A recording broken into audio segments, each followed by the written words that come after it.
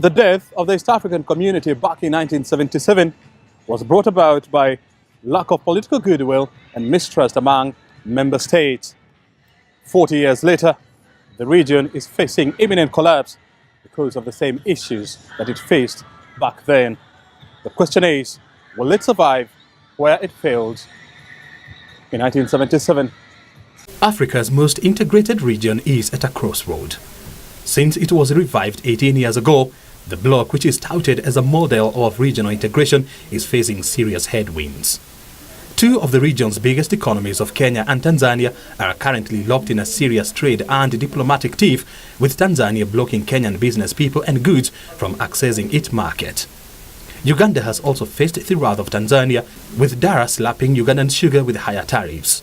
On the other hand, Uganda has retaliated by imposing heavy tariffs on rice from Tanzania in what mirrors the American-Chinese trade breakbacks.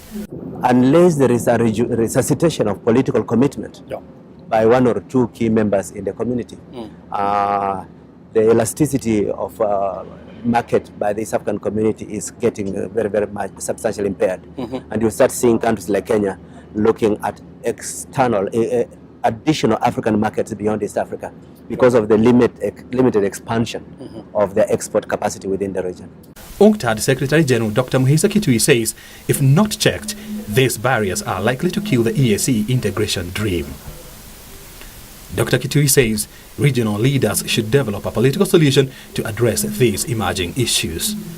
Two other members of the EAC, Burundi and South Sudan, are in a serious political crisis that threatens the stability of the bloc.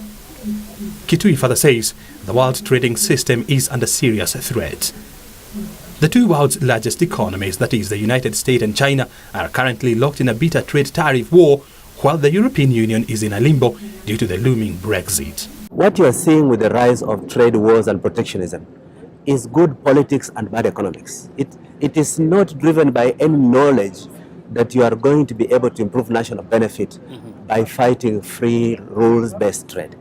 It is more driven by the desire to address to a constituency of fear at home.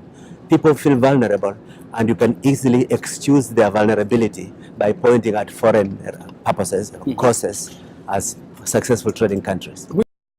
However, Kituyi cites the launch of the African Continental Free Trade Area as a big stride in deepening trade and integration in Africa. O'Brien Kimani for Business NewsHour.